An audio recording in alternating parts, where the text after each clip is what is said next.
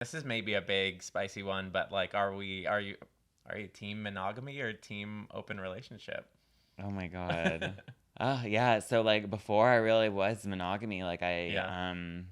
Like I wrote side screen originally because I was just like, it was so difficult. I was Mm-hmm. in a relationship. Like we were always like, having struggles with it and, like opening it up for maybe like a threesome or, whatever.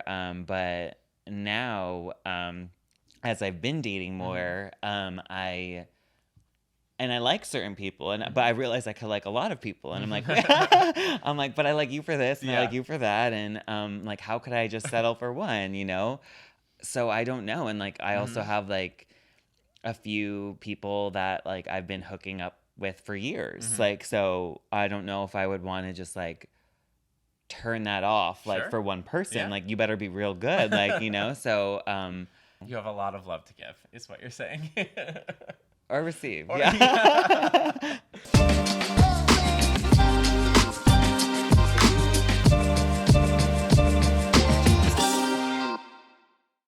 Hi, welcome to Size Queen. My name's Cameron Scheetz. Now, I am the special guest host for this inaugural episode of Size Queen, to kind of bring you into the world, get you to know the man behind it all, Kenny Fierro, who's sitting with me right here. I'm so excited that you asked me to do this. I'm so excited to get into all of this with you because we've met, we've chatted. I know the project, but I don't know a lot about you. And so I think it'll be a great way for me to get to know you, but then the world to get you to know you as well. And I think that's kind of the perfect way to start, right? Yes, exactly. I was so grateful when I asked you to do this that you graciously accepted, and I figured it would be the best way to have someone that like knows me a little bit but doesn't know me too well, Yeah. and to get into what size queen is and what I want to explore with it. Yeah, that sounds great. I guess I should say I work at Queerty. I'm the entertainment editor there, so I cover all things queer TV, film, music. I mean, TV and film, that's kind of my area, and that's really how we met. We met through a little queer media mixer. We are queer media, Yeah. so it felt fitting. But yeah, it was so nice to have met you and then get to learn about this project and then learn about, how passionate you are about this project and sharing it with the world. I'm just, yeah, honored that you asked me to be a part of this journey in some Well, way. I'm honored that you're here. So, I mean, let's kick things off. I guess the big question is, who the hell are you? Well, I'm Kenny Fierro. I am originally from Long Island, New York. I moved to California about 10 years ago for the weather. I hate the cold, I hate the snow. And my best friend from college, she was from Orange County. So I visited, loved it, winded up getting an apartment down there with one of her friends. And at the time, kind of my history. Like I did act for a while as a child up until like middle school. And then, I didn't know I was gay at the time, but I knew there was something off. I didn't like Yeah. sports and I wasn't kind of a guy's guy. And anyone that did theater, was labeled as gay, or kind of sidelined. So I kind of stepped away from theater and I was still really bullied a lot in middle school. Of So yeah, course, and yeah. then in high school, kind of decided I was going to go to school for business, kind of following in my dad's footsteps. So I went to Stony Brook University on Long Island. I lived on campus though, so I had fun. But yeah, so got a degree in marketing, and then after Wow. college, got an internship at Nordstrom. So I was an assistant manager for kids shoes, and then I was promoted after the program to assistant manager of women's shoes. And then when I wanted to move to California, I applied to a bunch of the Nordstroms in Orange County, and I got a job at South Coast Plaza. And yeah, and then I was in California, and a few years after was applying to jobs in LA. That was always the goal, to get to LA, and got a job at LA Times, and I was working in advertising. And literally, I think it was like a year after doing that, I was like, a 9 to 5 is not for me. Like, Totally. I cannot do this Yeah. for the rest of Yeah. my life. So, my family was like, you're in LA, like, why don't you take some acting classes and stuff again? So, that's what I did. So I started taking acting classes for number of years, studios all around LA, and was doing short films and student films and theater. And, I was finally getting my big auditions right before COVID, like my first pilot week or Wow. whatever it's called. Sure, I was yeah. like, oh my God, like this is for, big networks and stuff. And then Uh-huh. COVID happened. And then I pivoted to writing during COVID. And so I took a bunch of writing classes, mostly through Zoom and stuff, and kind of learned the craft, read a bunch of books. And I wrote a bunch of pilots before Size Queen. But then a few years ago, I was doing a 30-day writing challenge, and I was going. So then after LA Times, I got a job at Apple, and I was doing marketing operations at Apple. And always like the goal was to be in the industry, or but we have to pay the bills, right? Of So course. so going to the office and stuff. So I was like, in order to be able to actually do this like daily writing thing, I need to like do something that's not too hard or to take too much time. So I chose to write something like similar to my life, and that's how Size Queen was born. Sorry, that was my Wow. long-winded way of giving you. That's that's amazing. I mean, you Yeah. answered a lot of questions I had, but I am curious, like, I mean, especially to think that LA and the whole vibe of LA and what it means to live in LA and work in LA right now, that is such a big part of what Size Queen is. Yeah. And you mentioned a minute ago, you initially moved out this way because of the weather. Yes. But I'm like, surely there was more to that, right? Like, tell me about like what LA meant to you when you were growing up on like Long Island. Like, what did you think of it? And were you, you were interested in the arts and, Yeah. and performing, but did you always think maybe in the back of your mind there was a goal to be out here and be part of the industry? Yeah, I think so. Like, I think, like, as a kid, like, acting was my dream. Yeah. And so, I remember my dad worked at Nielsen at the time, and I would get, like, the backstage, with, like, the Totally.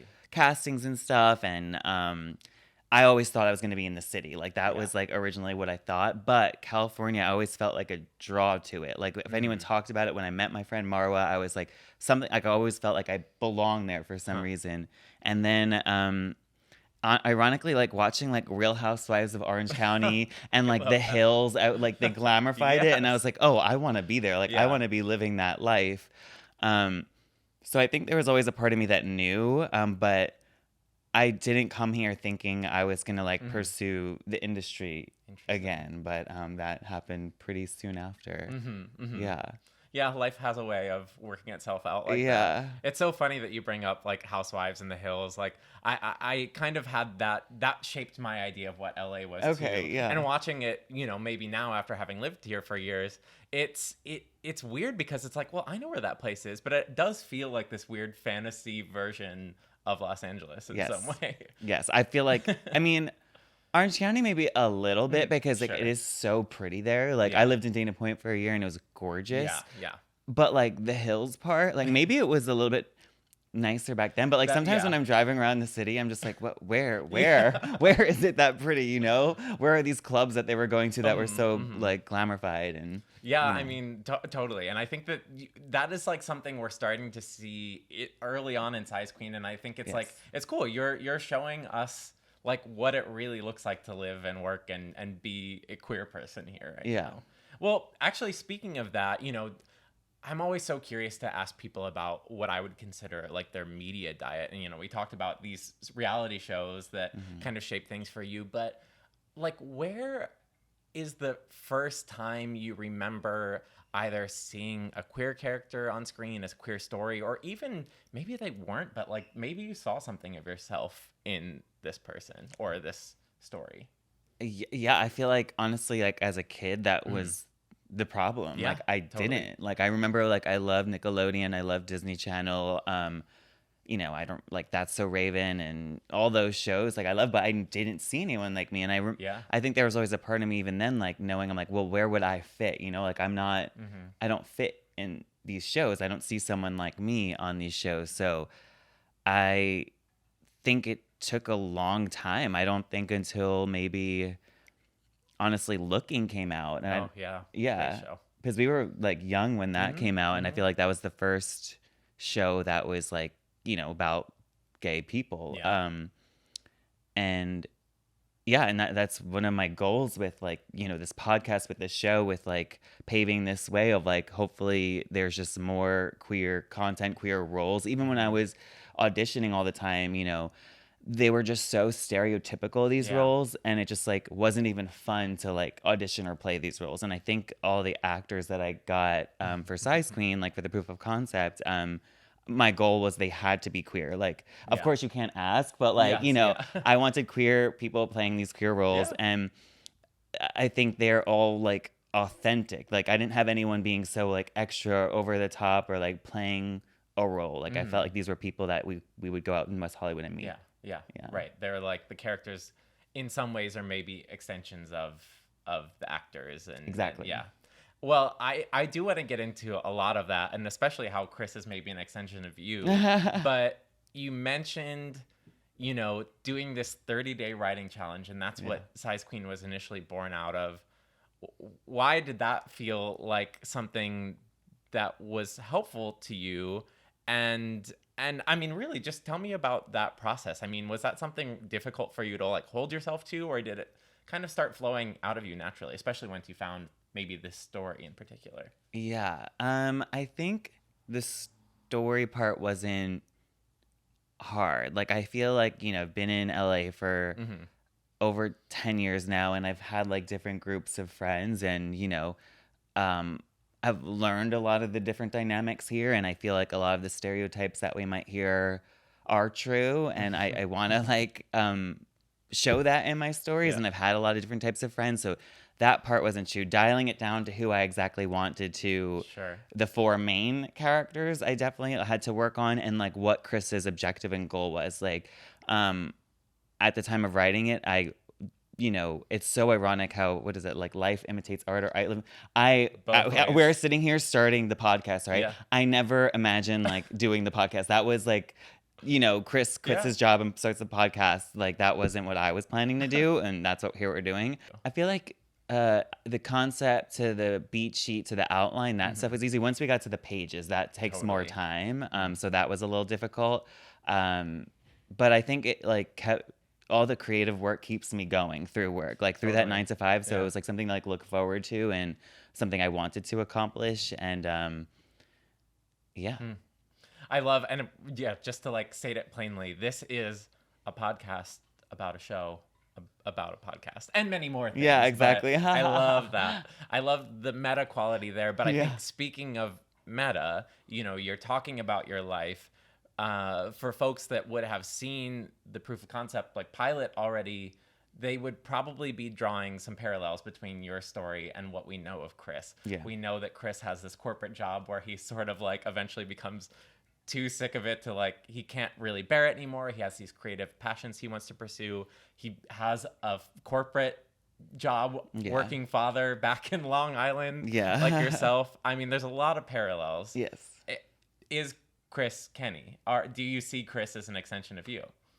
Yeah. Yeah. I mean, Chris is definitely like based off of me in a way. I think, I wanted to build a character based on like my struggles and what I was going through, but I think a lot of people that I met in the city were going through too, like this struggle to like try to break in an industry that's near impossible to break into. And I would meet so many people in these acting classes or writing classes, and we're all trying to do and make the same thing. Or luckily, like for me, like you could look at it as a blessing in disguise. Like the corporate was like at least something stable, and I knew it was there. Where a lot of people I would meet are in the restaurant industry or like the service industry, where it's like highs and lows. And so in that ways, I'm grateful.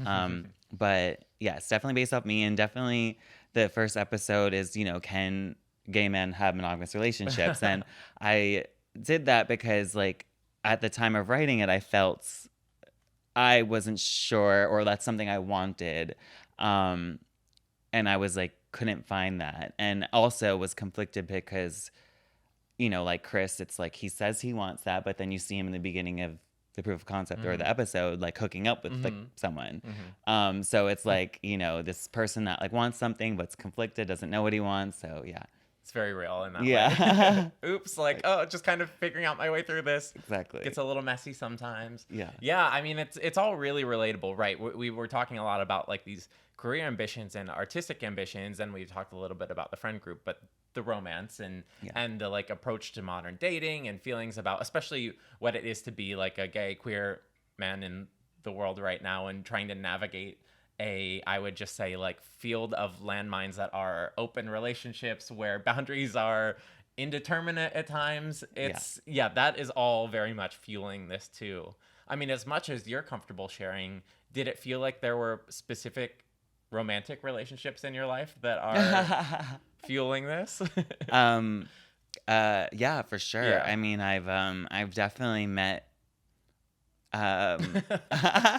partners that like I found out later they were married. Like that has definitely happened to me, and I think that's happened to many people. such Yeah. cases. So and at the time I remember being like, confused about how I felt about that.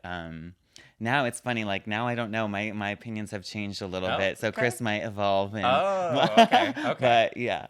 So there's almost a world in which people learning about where you stand right now, how you feel about things, could be a spoiler for what's to come in the show. Well, because you're the evolved version of where Chris will be going. That's true. Yeah, exactly. Well, I'm also curious though. I mean, to bring it back to the friends, I wondered. I mean, are there potentially people in your life who will watch this, who have watched this, and been like, "Wait a minute, I said that," or "That's me," or "That's similar to my experience." Like, how closely are you pulling from people in your life in that regard?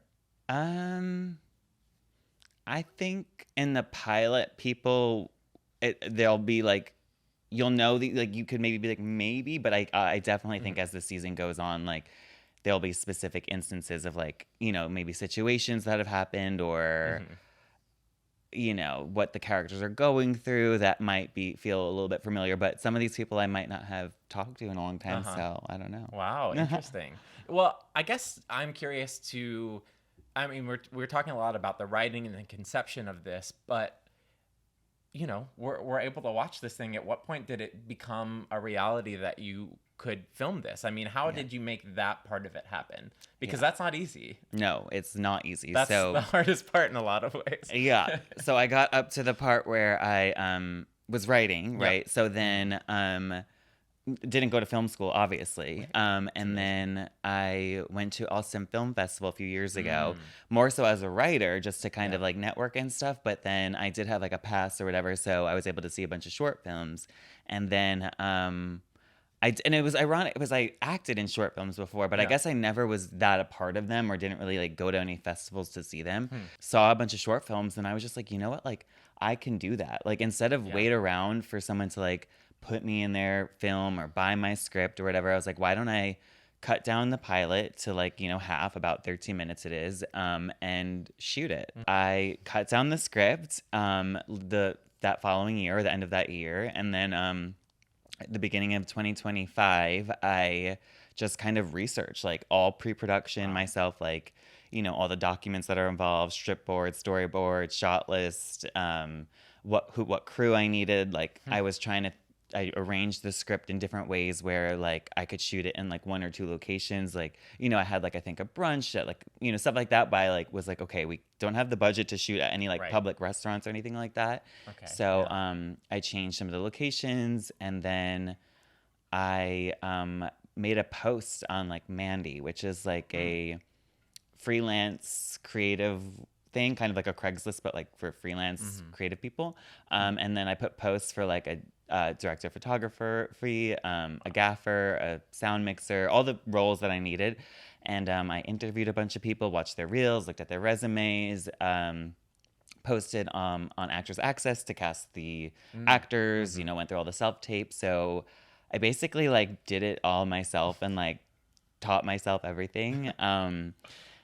But I put together a really great team that I learned from as well. So like anyone that came on like had ideas on like, how we would shoot something, or like, originally I wasn't going to have a production designer, but that would wind up being really important, and a makeup artist, but I did get a makeup artist. Actors wanted a makeup artist. Sure. So things like that. And then, I funded it mostly myself. I like saved for a while, and then I did do a little crowdfunding, which helped a bit. And then we shot it. It was 2 full days of shooting. We shot it at a house in Burbank one of the days, and then the other day we shot at a studio downtown LA. Yeah.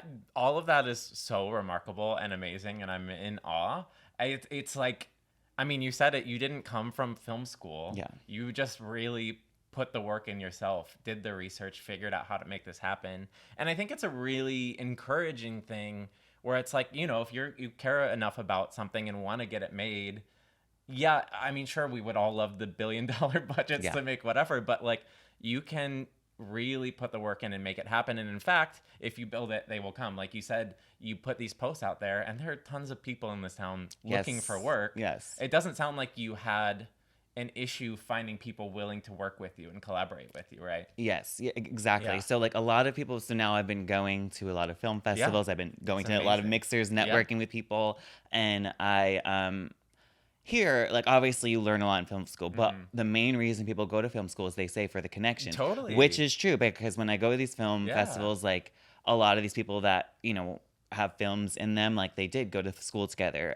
But yes, this is a great example of like, there's so much great talent out there, and they're all looking for work. And, the people I went with were amazing, but there were so many other people I interviewed that were equally as amazing. And, I feel like it's a great way. I think you could do anything you want to if you just really put your mind to it. I mean, it probably helps in some regard that it's a show set in LA and not like on Mars. But that can still be done too these days. That's true. We got special effects for that. Yeah, exactly. You talked a little bit about, putting out the casting call. I mean, I am really specifically curious about casting Rick Shattuck to play Chris, because that's me. I mean, it's you. Based on me. Was it like is that a trippy experience? Yeah, so first, like even like posting the casting was like so interesting for me, because like for so many years I was always like submitting self-tapes into the void. Like you don't know what happens, where it goes, like no feedback usually. So this was the first time I was on the other side of it. So for all the roles, like I didn't cast any friends. Like these were all people that like I did not know, except one, but like everyone else I did not know. And they all had to audition, and it was a surreal experience, like getting to watch all these self-tapes, because I did see so many great auditions, like for all the roles, like, but there was just like, I knew who I was looking for each role. So when I did see Rick's, he just like had that humor, like he had that quality of like, he could play the humor really well. And then also like believably be someone that like wants a relationship but also is like conflicted with what he wants. And I just saw like his ability to be dynamic, and I was like, he's perfect for it. Like with his energy and stuff. He's like very easy to root for. I mean, that's in the writing too, but like he brings like a very you just want him to succeed. Exactly. I mean, in terms of filming and how that all went, you talked a little bit about just what a amazing effort this was to bring it together and to make it happen. But like, let's like those specific 2 days, was there anything that came up during filming that was like maybe an unexpected challenge or hiccup or something you really needed to, put your thinking cap on and solve like in the moment? Yeah. Well, both days I actually woke up like crying. It was bizarre. I really don't cry. No. Yeah. But it was like happy tears of like surreal, like words that I wrote on a page, like were coming to life through people and like being filmed. So it was like such a crazy experience. And like, mind you, I had so many other things to like, I had to pick up catering and food and all this stuff. There's so many, like literally wearing a bunch of hats. And that's one of the reasons I didn't act in it too, because that was just an extra hat I didn't want to wear. And I wanted to be able to make sure everything was being filmed how I wanted it to. I think the biggest challenge, which I learned on the first day, was timing. Like you have to really stick. Like we of course like had our strip board. We knew exactly how much time we had allotted for each scene. All the crew was only working for 12 hours. I did not have budget for overtime, so that is not happening. Right. That's real. I think some of the shots, like when we shot outside the car scene, like dealing with the light and the sun, and Oh my God. it's Yeah. takes so much time. Yeah. Like that cut into a lot of time, and then also like when we're outside for the barbecue, the dad barbecue scene. So just like learning how to then like pick up the pace and future scenes, and then like shots that we can cut, and then working with like your DP or whoever to like, you know, be like, okay, like if we lose this shot, like is it okay? So I think that was like a learning lesson Totally. for me. And then I was really good the second day. I was really good at keeping up with the pace, and like, you know, you have obviously you have to be really nice, but it's also like, okay, guys, like, all right, like let's get it Yeah, together. You yeah. know, if you want another shot, like we need to, you know, hustle. It's so funny because something as small as like seeing a burger get flipped there's a lot of thought that goes into that. Oh, You can't yeah. burn the burgers. Exactly. Oh my god. I think those burgers were actually like Okay. yeah, so like nothing Now was we even on. know. Oh my god, yes. And then the smoke that you see was actually the cigar smoke, but Oh was actually my like, so it wasn't the God. grill. Yeah, I so love there's these all kinds of these like secrets. yeah That's so funny. yeah. Well, you're reminding me, and I regretfully didn't ask about this a minute ago, but like, how did you wrote this? This is so close to you. You hadn't directed before. No. How did you decide that was the way to go? And like, where did you? Maybe this is the right way to put it, but where did you find the confidence that you could do it? I mean, it's Yeah. incredible. Thanks. I read a few directing books. I think, love that you are a reader and a researcher. yeah, I love to read. Yeah. Mostly like thrillers and mysteries, Okay. but I will read a lot of acting books and directing Sure. books. And I read like even Shot by Shot, which was way too technical. But that's like honestly a DP's book. Sure, But sure. so I did read a few books, and then I think for me, like being an actor for so many years, being in so many acting classes in LA, like I was always working with a director. Like I always like kind of like heard their language to me of like what they wanted. Yeah. So I think I was able to like, I was like, okay, I'll be able to communicate with these actors like what I'm looking for. And I think since the project is so close to me and what I've lived through, I was like gonna be able to make my vision and these actors like Totally. come alive how I wanted. Yeah. There was nothing like that was too far of a stretch. So yeah, it wasn't too hard at all. And like I feel like all the actors I casted, like when I saw their self tapes, like I was like, they're perfect for this role. Like I just want to let them do what they're doing. Like I think there was only a few times with Rick, like I wanted to like amp up humor here or there or like whatever, but like otherwise everyone like knew what they were doing. Yeah. That's cool. That's really, really cool. I mean, well, just in terms of filming, before I kind of move off from that, are there any other, like, again, I loved hearing the secret about the smoke and whatnot, but are there any other like funny instances from set that like stick out in your memory, or is there anything else where you're like, this is how we pulled that off and you might not have realized it? We really use the spaces, like I feel like, to make them seem like a lot of different spaces. So like Chris's apartment, like obviously the dining room, the makeshift podcast studio, the bedroom was all one house, as well as the backyard where the dad was. That was all filmed in one location. And then where the office set up and the podcast set up, that was also the same studio in downtown. So we like used the spaces and kind of like, made a hallway out of it. We made his desk area out of it. We made the conference room. So we really utilized all the spaces as best as we could to transform them and not have to pay for many locations. Yeah. But make it look like they had many locations. So.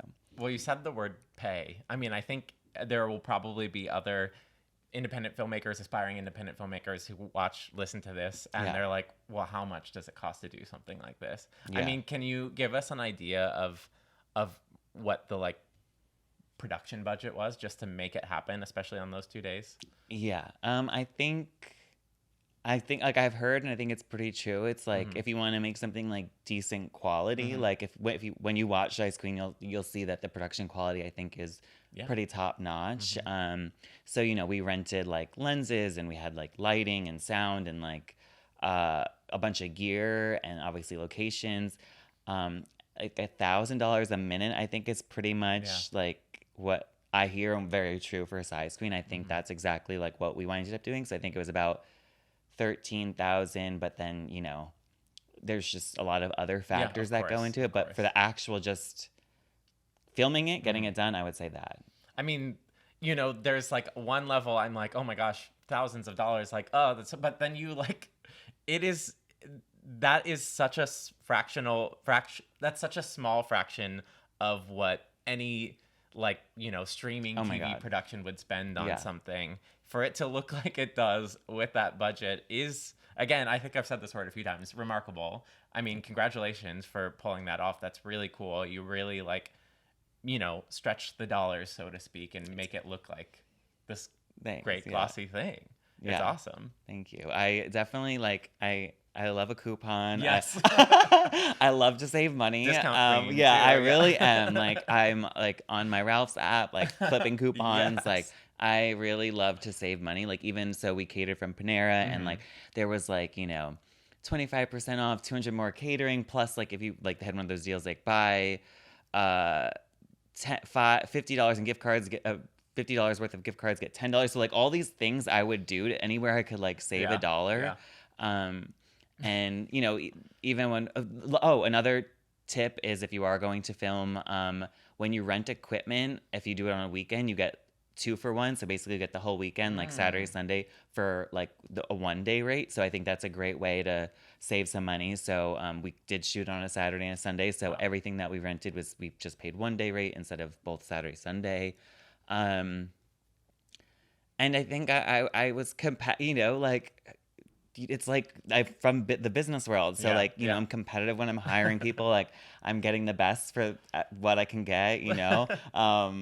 Yeah. That's true. The having the business side of your brain, Yeah. actually, it's like way more helpful than someone might have thought. Like Yeah. that could be really helpful when you're trying to get a production off the ground. Yeah. Of course. And getting your locations, I think, Yeah. in advance. Like you don't want to like get your locations Totally. too last minute and then they're Yeah. more expensive. And actually the house technically was an Airbnb, which I booked literally like 4 or 5 months in advance. And like also if you're gonna do something like that, make sure you ask because Yes, which we definitely. did. Yeah. But like I have heard that, you know, if you get caught then that's not good. That can be bad. Yeah. Yeah. Banned from Airbnb. Yeah, or worse? exactly. No. Or worse. Well, I mean, again, this has been really incredible to hear about that part of the journey. But as you well know, that's like only a part of it Yeah. because then there's a matter of like getting this out there, getting this in front of people. Yeah. You talked a little bit about festivals, and it's Yeah. played, and Size Queen has played some festivals. Where I'm curious, like when and how did you and why did you see festivals as an avenue for this? I mean, we're in a world where it's like you could also just put it on YouTube and hope it catches on, or Yes. there's other options, so to speak. But why festivals for this? Yeah, that's a great point. I think why I went the festival route originally because I was like, you know, this is a great way for like people in the industry to Yeah. see it, and obviously it is a proof of concept. So I wanted to maybe like get an agent or a manager through it, or someone that was like, oh, I believe in this, and push it, you know, to get some meetings with some studios or whatever. So that is why I went that way. But like the YouTube way is something I do want to explore going forward. I mean, it's not on YouTube just yet, but it will be soon. And like, you know, exactly like what happened with Obsession, and you know, Corey just amazing. put all his stuff straight to YouTube. And I think I've been going to so many festivals recently, and I think a lot of the people that run these festivals don't want to admit that like it might be a dying species. I don't know. I mean, like, you know, I think the big ones will always be there, but like, but yeah, I did go the festival route. I submitted to so many festivals. And maybe I was a little naive. I shouldn't have been because I'm coming from like, you know, corporate world and like you know, it's super political in the corporate world. Obviously, like I write about that in Size Queen.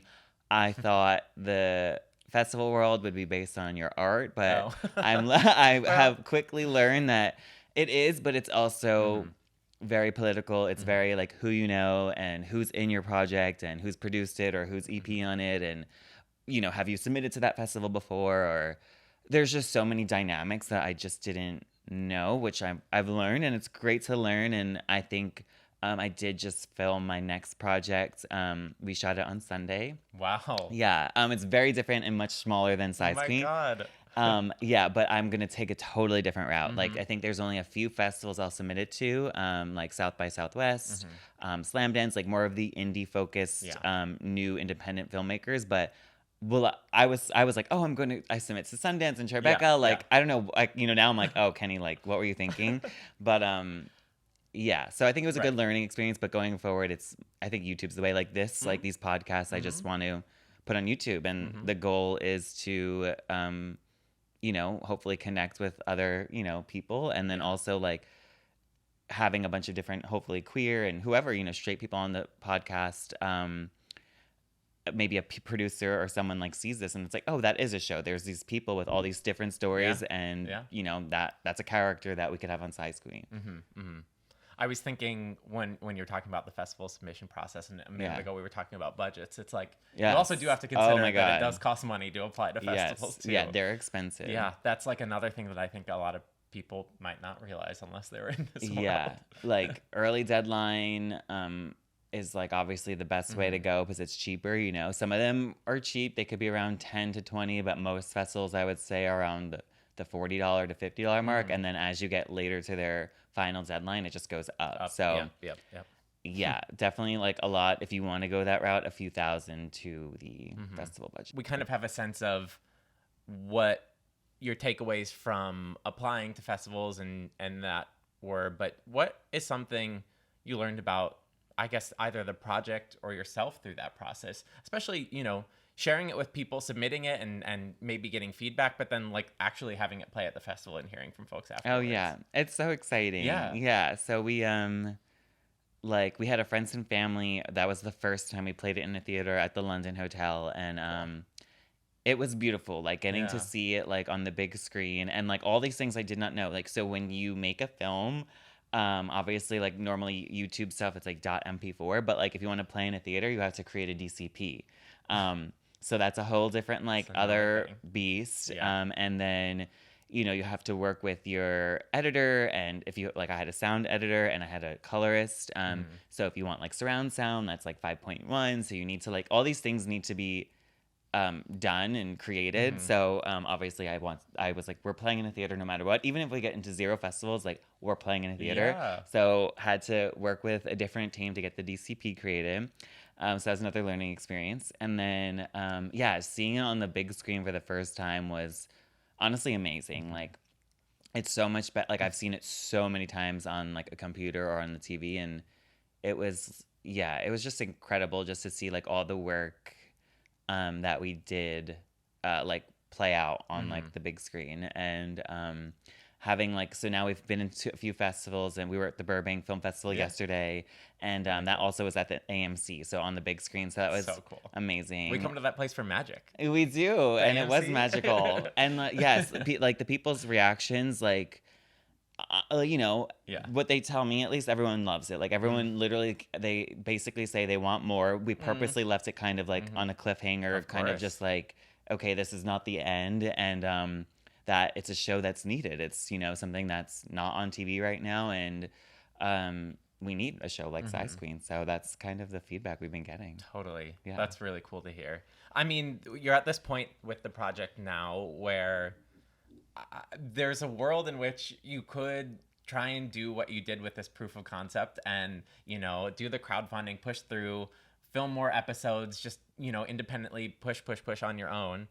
But you're pivoting a little bit, at least right now, as we're taking out there. We're doing this podcast. Yeah. And that is, you kind of talked a little bit about the idea behind it, but why did this make sense? As we continue to put Size Queen out into the world, why did this make sense as like a natural extension of the series and what you wanted to do with it going forward? Yeah. So obviously in the show, Size Queen is a podcast, and my idea was that always, like when the show does get picked up, there will be a podcast element. And it's so funny, like I had this idea before. Now I see on Peacock some of their new shows, like they're like, oh, watch the podcast episodes. I'm like, oh my god, like it's happening. But it does take money, and I think I don't necessarily want to go through that whole crowdfunding thing, and I don't obviously want to use my savings to produce future episodes. So I was like, I think starting the podcast now and kind of creating this Size Queen world of, we have the short film and we have the ideas for the series, and we have the podcast, and I have a ton of like friends and, you know, acquaintances and people that would like have so many different stories and careers and things that they would want to talk about. I think it would be a great way just to kind of connect with an audience and kind of build our own audience, then that we can go to a network eventually and be like, hey, like, you know, we have this base of people that believe in Size Queen and like are fans of, you know, all these people and our stories, and we want to actually create a scripted show. Yeah, I mean, that part of it is so invaluable too. I mean, especially when we're like, yeah, it's an original idea. It's something that comes from the heart, but you're able to then prove like, look, people are connecting with this. Yes. Like there is literal proof, and they're watching this and they're listening to it, and Exactly. and that's cool. It's really, really savvy. I mean, you know what you're doing. Every time throughout this conversation that you've said something like DCP or whatever, I'm like, if only that like Long Island corporate boy knew that he'd be saying phrases like that one day. It's crazy. It's so cool that you did that. Thanks. Well, I mean, speaking of, you know, the future of Size Queen, it's like, I don't know that we've spoken to this point, but yeah, this is a proof of concept. Yeah. Not only do you know, have an idea of like what a pilot would look like and what a first season of the show would look like. I mean, there are ideas for, I mean, you have at least a loose idea of a many multiple season plan here. Yes. Like this is not just a great one-off season that you have in mind. There's like, this is a world that you want to keep growing and expanding. I mean, that feels correct. Yes. I mean, like you were saying before, how like, now Kenny / the Chris character is like, I have a different perspective of like when I wrote that character. Totally. So I definitely know that like, as we grow and get older and, go through life, like, things change and we evolve. And I see these characters going through different relationships and different careers and, heartaches and all that stuff. And then like one of my last season projection is, marriages and babies and stuff like that. Stuff like I do not see for myself right now or any of those characters, but maybe once they're hitting their 40s or something, then that's going to start happening. Very similar to like Sex and the City or Girls, and like how these characters kind of evolved, as they get older and, have relationships, get more money and stuff like that, and following their dreams. And the goal is to like, hopefully each of these characters are inspirational, but like, our community could like relate to like one or two of them and, see themselves in them. Yeah, the Sex and the City model, right? Yeah. That went on for multiple seasons, films. Yeah, one day there's going to be a second Size Queen movie where they go to Morocco or whatever for some reason. And for some reason, Jennifer Hudson and Liza Minnelli are there. Yeah, exactly. Sex and the City too, classic film. I know. We don't talk about that enough. So, I kind of mentioned up top that like, I'm so happy to be here today, but I'm sort of an anomaly in the sense that this is something this is your baby, this podcast, and you're going to take it from here and talk to many other folks involved with the series and beyond. Yes. I think we did touch on that a little bit already too, but tell me about where the podcast goes from here. Yeah. So, from here, like gonna have, people from the cast and the crew to talk about, Size Queen, their experience, as well as like, like I said, a lot of these people are, queer in the community and just kind of their experiences and like, their hustle or whatever they're doing in their lives. And then also, personally, I'll talk about myself a lot. Like I have a lot of stories, a lot of things happen to me. I have a lot of dating experiences. So I'm going to be very open and kind of share my life, mostly like with friends I have on the podcast or, just like the messy day-to-day stuff that we go through. And then I will also have like friends and, when I was bringing this to one of my straight girlfriends, Holly, we're talking about all these things to kind of like, connect the different communities and just, put stuff out there. That's really cool. I mean, right, that can be such a great resource for people. Yeah, it's like, why is that only like gay people take that? Like, she's like, well, I would want to take that too after, she's being naughty or something. Okay, so like lots of great things ahead for Size Queen in general, Size Queen the podcast. Yeah. But like hypothetical, but we're manifesting this. You get a call from HBO tomorrow. They want to make the show. Well, how do you react? Oh my God, yes, we're doing it. I want to be obviously like showrunner of it. And yes, HBO is my dream. Yeah. But yes, like things that are important to me is, keeping a queer cast. Like, I'd be on as a writer, but also like having other queer writers and, Definitely. kind of making sure the show doesn't like turn into something that isn't inauthentic. And That'd be cool. that would be super We'll cool. have your number flash across the bottom of the screen. So Yeah, people can call exactly. it. This is like really the most important question you could ever ask a queer person. Okay. Which Sex and the City character are you? Oh my God. I would have to say I am Samantha. Okay. I mean, there's parts of me that obviously relate with Carrie a little bit, but Sure. like when I first watched Sex and like when I would only watch like episodes here and there, I was like, oh, I love Carrie. Then like the first time I watched it full through, I was like, oh my God, she's like a horrible person. Yeah, Like she is a she little really bit. is not a good friend. She's not a good lover. Like, Yeah. but I think Samantha, I'm like very career driven, clearly. It's hard for me to like settle down with one person. I don't want like a man to kind of detract me from going for my dreams and my goals, and that's happened before to me. And I've like when you're in those situations, and then I'm like, how did that happen? So yeah, I definitely see myself in her, but hopefully I don't end up alone. Well, you can write your own story. Yeah. We're shifting gears a little bit into the dating world, but Okay. what is your biggest red flag when it comes to dating? I have a lot of red flags. Like I've learned a lot from my ex relationship, but I would say the biggest one is someone that's like too needy in the beginning. Like I need my like own space. Like I Interesting, yeah. need like if I'm busy doing stuff and I don't want to be texting all day Yeah. or on the phone all day, especially in the beginning of a relationship. So I think to me that's for other people they might like that, Yeah. but for me that's like a red flag. I don't want to entertain that. Yeah, it's almost. I mean, maybe I'm assuming, but like you want to find someone that is independent and driven the same ways that you are. Doing something their own. Yeah, exactly. Totally. I guess the flip of that is like, what's an immediate green flag or turn on for you when it comes to dating?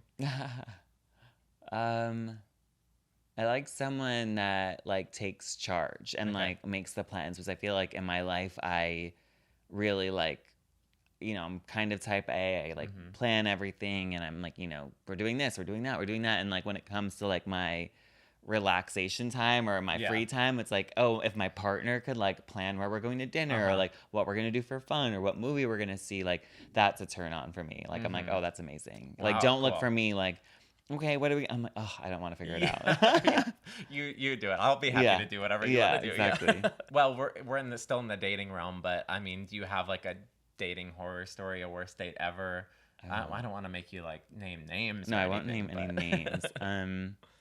I don't think I've have a horror story, but I definitely like been on dates and I'm just like sitting there like this is like just not the person for me. Yeah, totally. Something Real. that's new now. I've been going on a lot of dates recently, and it's like ironic because like I wasn't dating for a while. I was really busy, and then I don't know, now they've been coming, and it's ironic because now we're starting the podcast, so I have a lot of stories to talk about.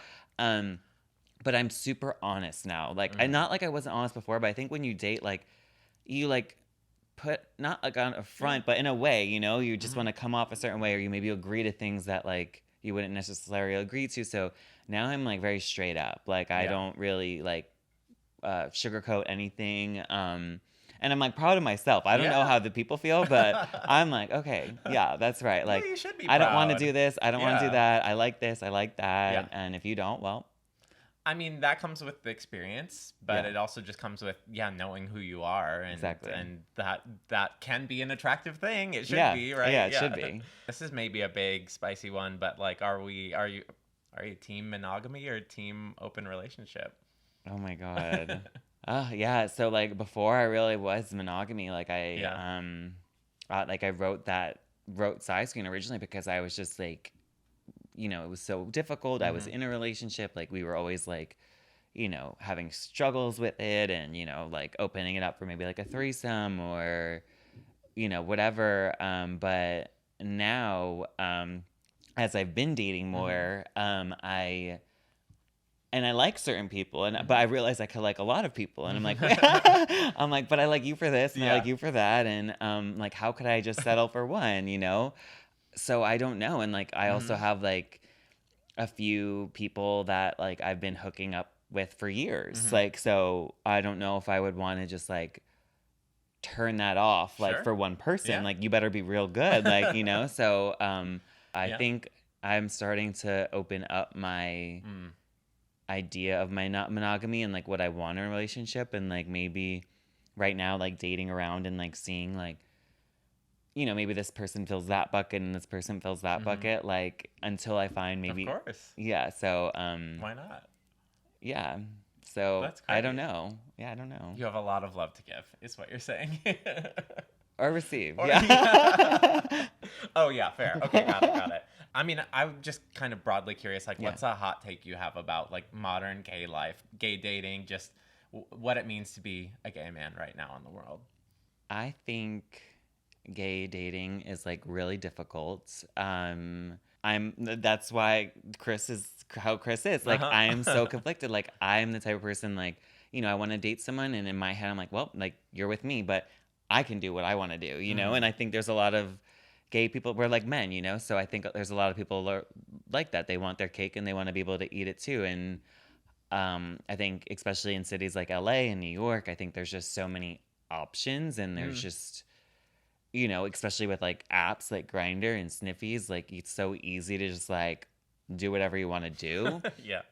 And I think sometimes people are always like looking for the next best thing, you know, and I don't think people actually want to take the time to like get to know someone. And I think at least here in LA, you know, I think that's like the hardest part. So I would say it's difficult. And then when you're in a relationship, I think it's difficult too, because, you know, you never, yeah, it's like depending on your rules or what you have set up, like if you're open, if you're not, and there's always like other people and like Yeah.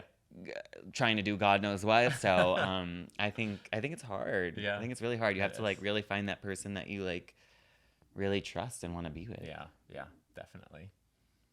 It can happen, though. It can happen. Yeah, you did. Yeah, I guess so. Yeah. I guess we've been together 9 years. As Yeah. if I like to. Oh, maybe. No. Yeah, no. We're Still great. thinking about it. No, we're great. Debating. Let's bring it home. Pivot back kind of more to the series and Size Queen. What is something you wish you knew either about yourself or about production in general before filming? Everything you know, like Yeah. everything we do, like, as I'm sure you know, it's like, it's so hard. It's so hard to like be seen or like get yourself out there. You know, I think I really went in, which I'm happy I did. Like, I'm making this best short film and it's going to like happen, and it's going to happen. But just knowing that things take time, Yeah. like things take a lot of time. They take a lot of effort. You really need to meet people, and you really need to believe in like, you are going to be the person, like it's your baby. Like, you know, it was so funny. I went to a panel the other day for Burbank Film Festival, and this filmmaker, she was saying how, you know, like when you create a show or a film or whatever, like that's your baby. Like everyone else connected, that's like their niece or nephew, but like this is your baby. Like you love that, like your baby, like you, and like other people love it like their niece or nephew. So that's how I feel about Size Queen. And I think just being patient is really important. Yeah, patience, sure, for sure. Yeah. These things take time. But, I mean, you know, you say you wish you maybe knew that before. That's like why you're doing this partially. Like you're being able to let other people know that it does take time. I mean, that's why I think this is like such a cool part of the project. But I'm curious, like what's one thing throughout this process that you refused or just continue to refuse to compromise on in terms of your vision?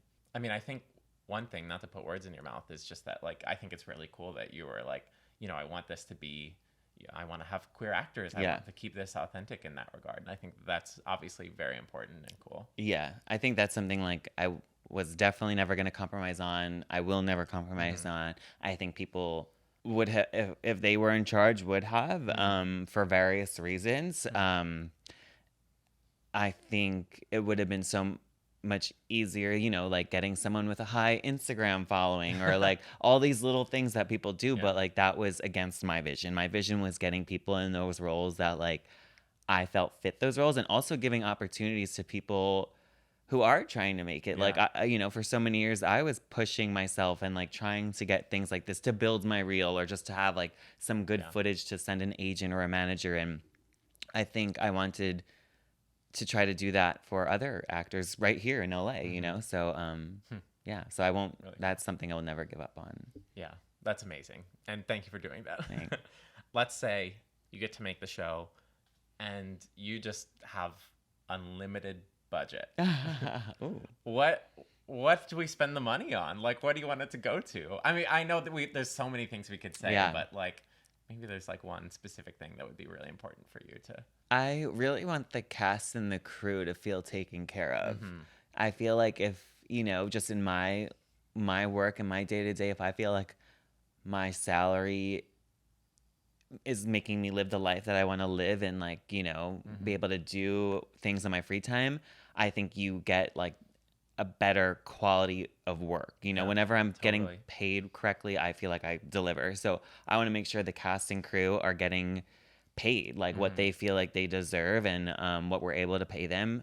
And then they're delivering like top-notch work. Because if we're delivering top-notch work and they're, you know, giving it their all, we'll have an amazing show and we'll be able to go on season after season. I would also like, I am not a fashion person, but I do like, obviously a lot of queer people are. So I would like money for like, I would definitely Wardrobe budget, wardrobe. In true Sex and the City fashion. Exactly. Yeah. And then great writers on Yeah. the like right in the writers' room. Yeah. Those are all great. Yeah. That's a great answer. Lastly, I mean, maybe a big one but why does Size Queen need to exist right now? Why do we need to see it out there in the world?